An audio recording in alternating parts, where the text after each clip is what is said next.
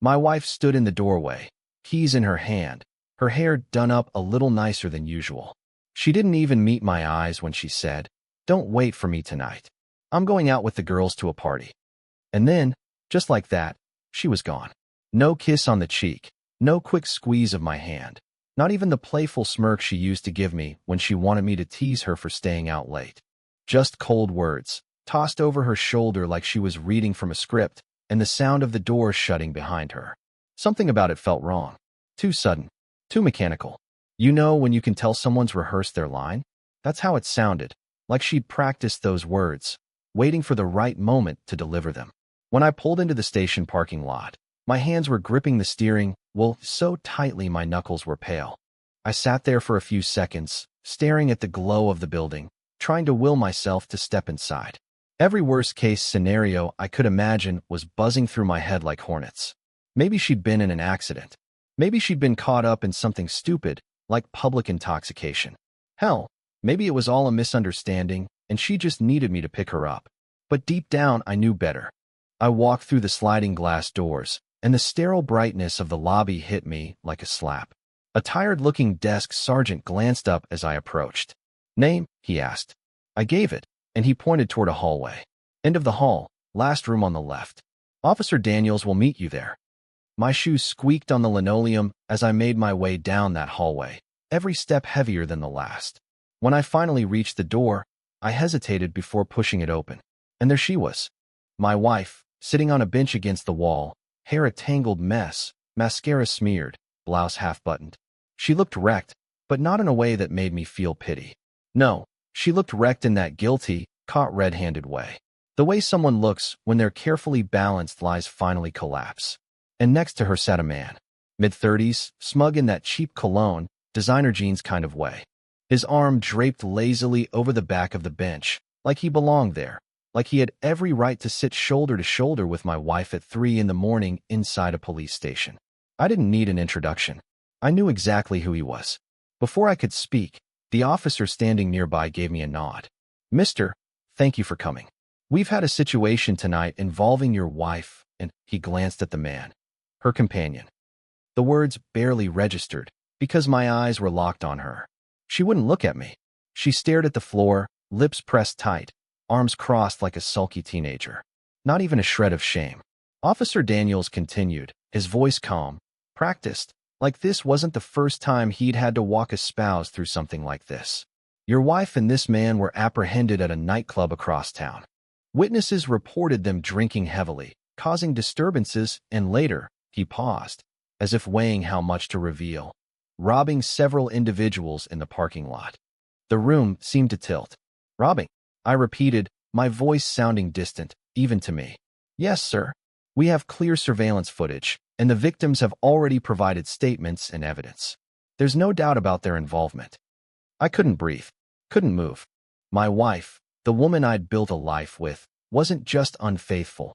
She was standing at the edge of criminal charges, shoulder to shoulder with her lover, smirking like it was all a minor inconvenience. Because that's what she did next. She finally looked up, but not at me. She looked straight at the officer, lips curled into this arrogant half-smile. "This is ridiculous," she said, her voice dripping with entitlement. "My husband is reliable. He'll take me home. He always fixes everything." That was the breaking point. Not the cheating.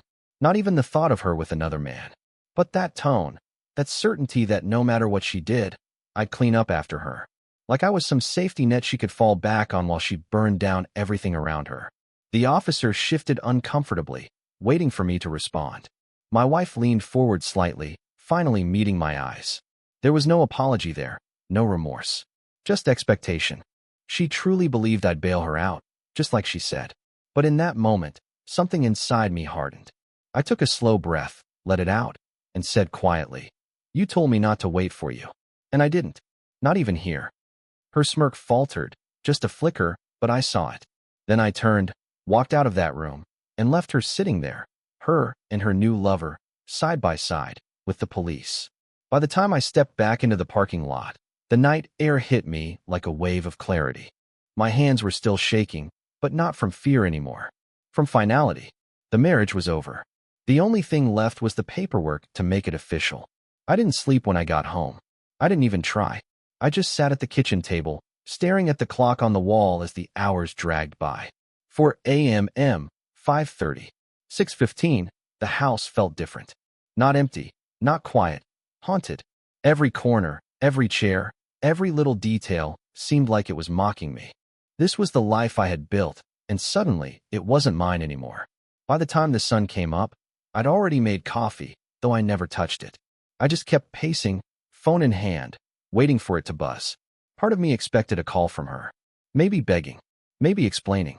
But no, nothing. At 9 a.m., I finally opened my laptop and typed out the words I never thought I'd search: how to file for divorce in my state. Seeing those words on the screen hit harder than I expected. It was like admitting defeat, like saying out loud that the person I had promised forever to wasn't just gone. They'd never really been who I thought in the first place. Still, the steps were straightforward. Too straightforward. A cold checklist for dismantling a life. File the petition. Serve the papers. Divide assets. Move on. Move on. Like it was just that easy. I was halfway through reading when my phone finally buzzed. It was her name flashing across the screen. My chest tightened, but I didn't answer. Let it ring. Then it buzzed again, voicemail this time. I played it on speaker, standing across the kitchen like I was afraid of it. Hey, it's me. Listen, I don't know what the police told you, but it's not as bad as it sounds. You always know how to smooth things out. Just come back for me, okay? We'll laugh about this later. Call me. That was it. No apology. No explanation. Just entitlement dripping through every word. She didn't sound scared. Didn't sound sorry. She sounded annoyed, like I'd forgotten to pick her up from the mall. I deleted the voicemail. Not 10 minutes later, another call came in, this one from her sister. I hesitated, but picked up. What the hell happened? She asked before I could say hello. You should probably ask your sister, I said flatly. I heard she got arrested. Is that true? Dan, what's going on? I hesitated, but the words slipped out sharp and bitter. She and her boyfriend got drunk and started robbing people outside a nightclub. There was a pause on the other end, then a shaky laugh. That can't be real. She wouldn't. She did. I cut in. And I'm done. I walked out last night, and I'm not going back. Silence. Then, you're serious. As a heart attack. Her sister sighed, and for a second, I thought she might defend her. But instead, she whispered, I'm sorry. I don't know what's gotten into her these past few months. It's like she's someone else. Someone else. That line stuck with me. Because she was someone else. And maybe she always had been. I just never saw it until the mask slipped. The rest of the day was a blur. I called a lawyer. I boxed up some of her clothes. Not out of spite, but because I couldn't stand seeing them draped over chairs, hanging in the closet, pretending like nothing had changed. I tossed her half-used shampoo into a bag, swept her books off the nightstand, folded the blankets she loved to hog at night. Each item felt like a tiny funeral, a reminder of the life I thought we had. That evening, I finally sat down on the couch. The silence pressed in again, but this time it didn't feel haunted. It felt freeing. Lonely, yeah, but also like the first breath after being underwater too long. And that's when it hit me. I didn't need to catch her in the act of cheating. I didn't need to comb through her phone or follow her late at night. All I had to do was step back and watch who she became when no one was holding her back. That was the truth. That was enough. I leaned back, staring at the ceiling, and for the first time in months, maybe years, I didn't feel like I was waiting for her. I wasn't waiting anymore. I thought I was done with her after that night at the station. I thought the chapter was closed, that she and her new boyfriend could sit in holding until the courts decided what to do with them. But life, apparently, wasn't ready to let me move on just yet. It was 3 days later when I got the call. Same officer as before, Daniels. His voice carried this strange mix of frustration and disbelief. Mister, I'm calling to inform you.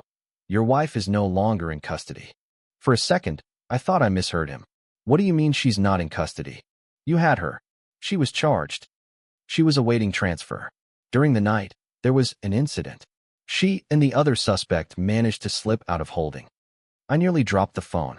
You're telling me she escaped? Daniels cleared his throat. That's the word for it, yes.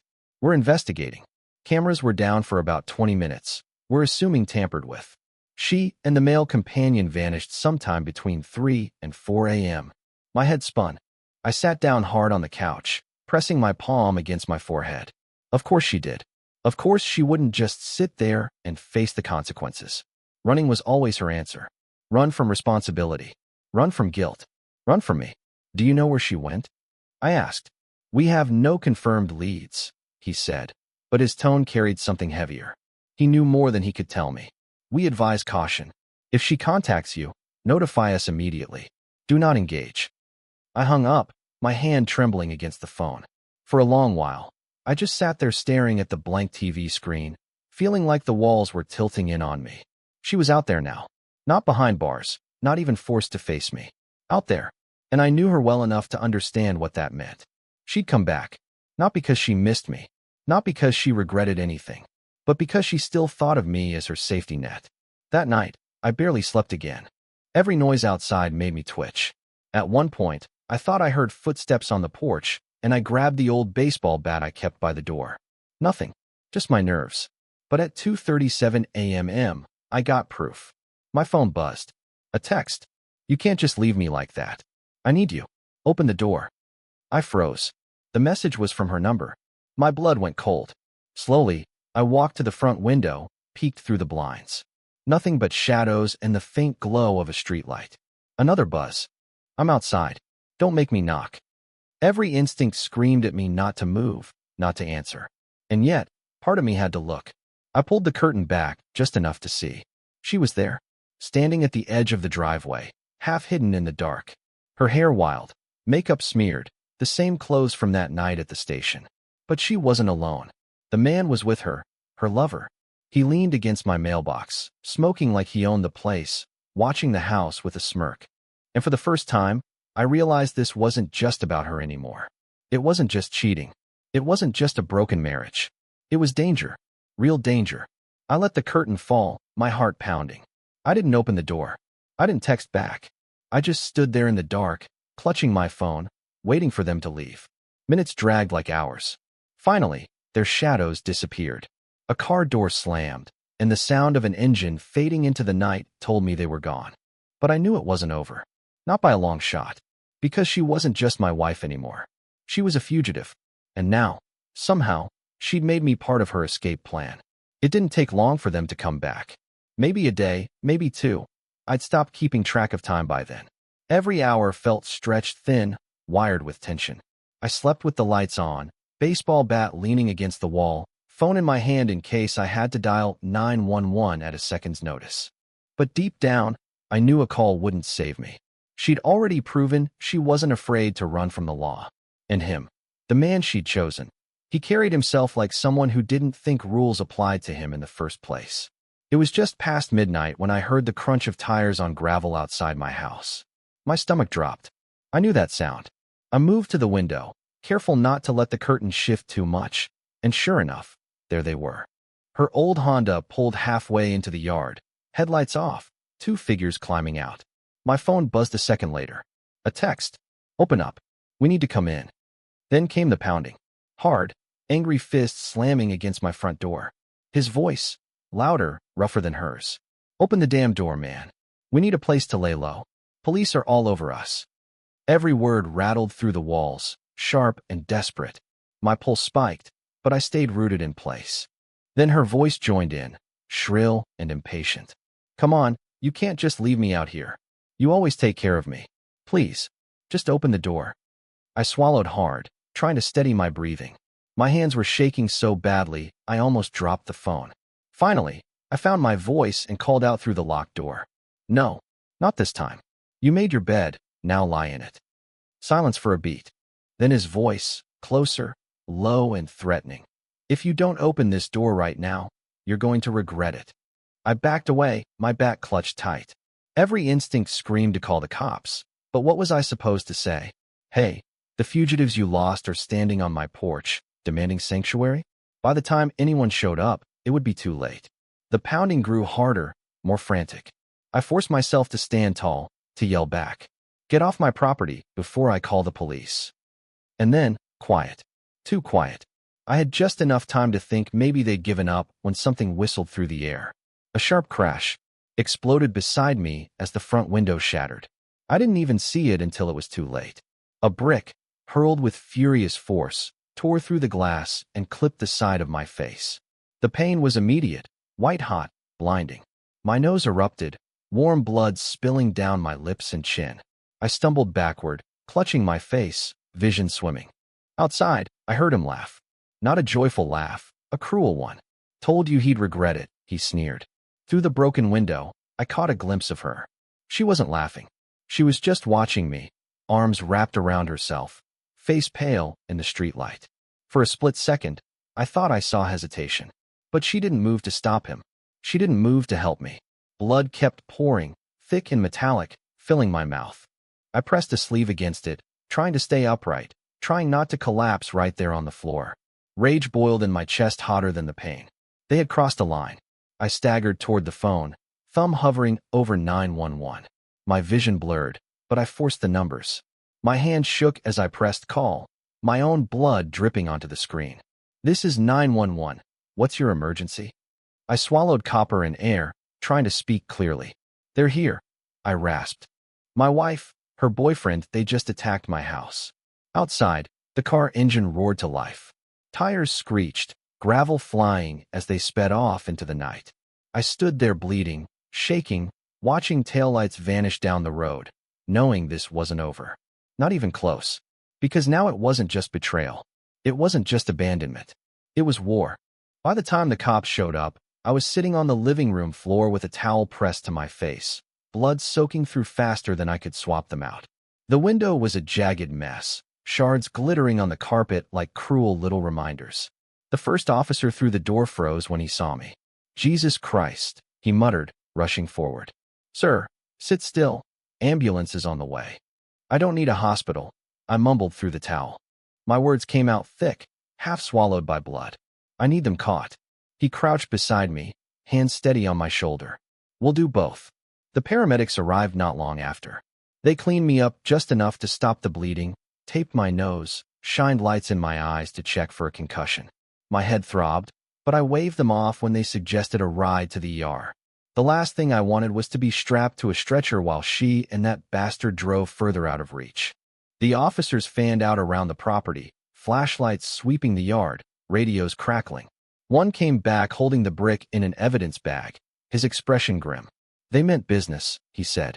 No kidding, I snapped, then immediately regretted the tone. It wasn't his fault. It was theirs. Always theirs. Officer Daniels showed up about 20 minutes later, looking more tired than I'd ever seen him. He crouched down in front of me like he had at the station, his eyes steady. You're lucky, you know that. Doesn't feel like it. That brick could have killed you. A couple inches to the left, he trailed off, shaking his head. I didn't need the reminder. My nose still burned like fire every time I breathed. Daniels leaned in, voice low. They're desperate now. We put out an APB, but if they're bold enough to come here and pull something like this, you need to understand what that means. What does it mean? He sighed. They're not just running anymore. They're escalating. They've got nothing to lose, and that makes them dangerous. To themselves, to the public, and especially to you. His words sank in like ice. Dangerous. To me. The thought spun in my head long after they'd left. I stood at the window, staring out at the empty driveway where her car had been, where they'd stood just an hour earlier. The boards I'd nailed across the broken glass looked pathetic, like a flimsy Band-Aid on a wound that ran too deep. She wasn't my wife anymore. Not really. Not the woman I'd married. Not the one I'd built a life with. She'd crossed into something else, something colder, darker. And she wasn't dragging just herself down into it anymore. She wanted to take me with her. When the house was finally quiet again, I sat on the couch, towel still pressed to my face, and let the reality settle over me. This wasn't about saving a marriage. It wasn't even about betrayal. It was survival. And survival meant one thing. I couldn't wait for the police to fix this. They were already one step behind. If she came back, and I knew she would, I had to be ready.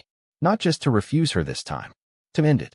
I barely slept that night, even with the boards nailed across the window and the patrol car circling the block every hour. Every time my eyes drifted shut, I saw her face in the dark outside my house, the way she'd looked at me through the streetlight glow. Not scared, not sorry. Just calculating. But by morning, things shifted. My phone buzzed at 6:12 a.m., and for once, it wasn't bad news. It was Officer Daniels. They've been spotted, he said, no preamble. Stolen sedan, heading northbound on I-95. State troopers are moving in. My whole body tensed. You're sure it's them? Positive. Male driver, female passenger. Matches descriptions. Plate came back from a carjacking last night. They're not getting away this time. For the first time in days, I let out a long, shaky breath. Maybe, just maybe, this nightmare was about to end. I couldn't just sit still, though. I turned on the TV, flipping to the local news. Sure enough, within an hour, live footage filled the screen. A shaky helicopter cam showed their car tearing down the interstate, weaving between traffic like a cornered animal. Sirens wailed in the background, lights flashing, a whole fleet chasing them. The anchor's voice was tense. Authorities confirmed the suspects are wanted in connection with multiple robberies and an escape from custody earlier this week. Multiple robberies. Escape from custody. That was her now. Not my wife. Not even a cheater. Just a criminal headline flashing across the bottom of the screen. The chase stretched on for miles. I sat there frozen, towel still pressed to my face where the wound throbbed with every heartbeat. My coffee went cold on the table, untouched.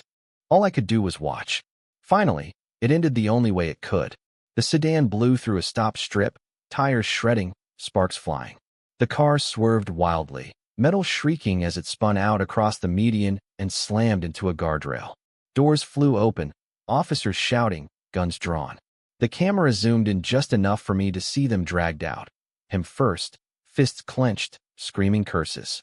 Then her, stumbling, hair wild, face pale with rage. She didn't look at the cameras. She didn't cry. She didn't even resist much. She just let them cuff her, shoulders squared like she was still convinced she'd find a way out. But there was no way out this time. The next day, Daniels called me again. They're both in custody. Charges include armed robbery, assault, escape, and resisting arrest. Given their history, they'll be going away for a long time. I sat there in silence, letting the words sink in. A long time. Not days. Not months. Years. Maybe decades. And for the first time since this whole nightmare began, I felt safe. Not happy. Not relieved. Just safe. Because whatever else happened, she couldn't come back. She couldn't stand in my driveway demanding sanctuary. She couldn't hurl bricks through my windows. She couldn't smirk at me and expect me to clean up her mess. The law had her now. And this time, she wasn't slipping out. That night, I walked through the house in the dark, touching the walls, the furniture, the little details of a home that had felt like a prison for weeks. For once, it was just quiet. Not haunted quiet. Not threatening quiet. Just quiet. And I realized something important. I'd already grieved the marriage. Already buried the woman I thought she was. The person sitting in a cell wasn't my wife anymore.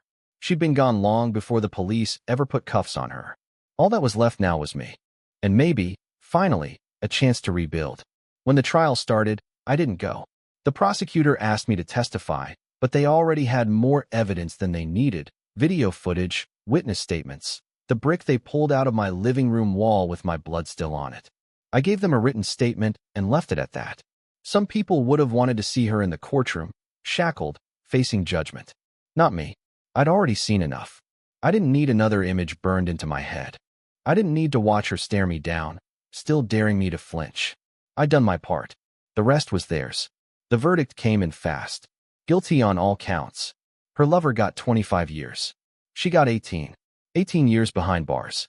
By the time she's out, she'll be a middle-aged woman with nothing left but regrets.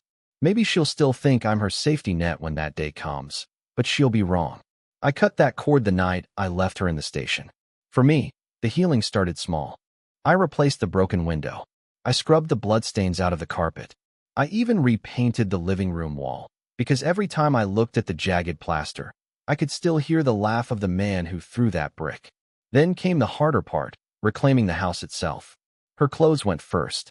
Then the pictures, the decorations she'd picked out, the wedding album tucked away in the closet. I boxed it all up and donated most of it. Not out of bitterness, but because I couldn't move forward with ghosts staring at me from every shelf. At first, the nights were the hardest. I'd wake up in the middle of the night convinced I'd hear the crunch of tires in the driveway again, or the pounding of fists on the door. But slowly, the fear ebbed away. The silence shifted. It stopped being a reminder of what I lost, and started being a reminder of what I still had. Peace. One Saturday, I took a drive out to the lake. sat on the hood of my truck with a thermos of coffee, and just watched the water ripple. That's when it really hit me. I wasn't waiting for her anymore. Not for an explanation, not for closure, not for one last chance. The waiting was over. She once told me not to wait for her, and I didn't. Not at the station, not at my house, when she came pounding on the door, not in court when the sentence came down. I finally listened. And in doing so, I got my life back. If there's one thing I've learned, it's this. Sometimes you don't need to catch someone in the act of cheating. You don't need the texts, the lipstick stains, the late-night excuses. Sometimes all you need to do is watch who they become when they think no one is holding them back. That's the truth. That's who they really are. And when you see it, when you see them for what they are, you have a choice. You can sync with them, or you can walk away. I chose to walk away. Bloodied, bruised, heartbroken, but free. The story didn't end the way I thought it would. It didn't end with reconciliation or with revenge. It ended with survival. And survival, I realized, is enough. Because from survival comes something else. A new beginning. And I couldn't shake what came next. Silence. The kind of silence that hangs over the house like a heavy curtain. I remember sitting at the kitchen table, staring at the spot where she'd been standing, thinking about the times she'd disappeared before. A few months back, she said she was going out with coworkers for a late dinner. Came home around 6 in the morning, makeup smudged, clothes wrinkled, with that vague explanation of, "We just got carried away. You know how it is." Another time, she claimed she was staying with her friend Brooke after a night of drinks. Brooke posted pictures online from her apartment that night, but my wife wasn't in any of them. Back then, I told myself not to jump to conclusions, that it was paranoia, that maybe she just wanted to feel young again, and staying out late was her way of blowing off steam. But this time, when she left so coldly, something in my gut twisted. So, I did what I never thought I'd do. I checked her friends' social media. They were at the party, laughing, drinking, clinking glasses, tagging each other in goofy videos. And there she wasn't. Not a single photo of her. Not even in the background. That's when the heavy feeling really set in. A dull ache that made me feel sick. Like my stomach already knew what my brain didn't want to admit. She wasn't where she said she was. She wasn't with her friends. She was somewhere else, with someone else. I tried to sleep, but sleep never really came. It was more like drifting in and out, every creak of the house pulling me awake again. My mind kept cycling through possibilities, none of them good. Did she find someone new? Was she just lying about everything now? Or was there some other, darker reason for the sudden distance between us? It must have been around 3 in the morning when my phone rang. I jolted awake, the sound sharp in the silence. For a split second, I thought it was her, maybe calling to say she was on her way home. But no, it was an unknown number. When I answered, a calm but serious voice greeted me. "This is Officer Daniels from the 14th Precinct. We need you to come down to the station for your wife." I sat there in the dark, phone pressed to my ear, my throat dry. For a moment, I couldn't even process the words. My wife? At the station? What happened? I croaked. The officer didn't elaborate, just said, "She's here, and you need to come. I'd suggest you bring some form of ID." That drive to the station was the longest 20 minutes of my life. My mind spun in circles, replaying every suspicious detail of the past few months, every lie that didn't quite fit, every night she'd come home tired and irritable. But nothing could have prepared me for what I was about to see when I walked through those glass doors.